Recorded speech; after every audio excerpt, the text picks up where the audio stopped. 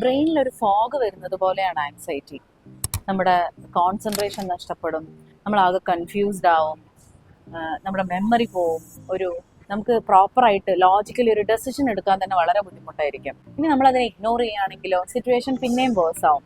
നമ്മുടെ കരിയറിനെയും സോഷ്യൽ ലൈഫിനെയും ഒക്കെ അത് ബാധിക്കും. ഗ്രാജ്വലി നമ്മുടെ ഫിസിക്കൽ ഹെൽത്തിനെയും അത് ഇമ്പാക്റ്റ് ഉണ്ടാക്കും.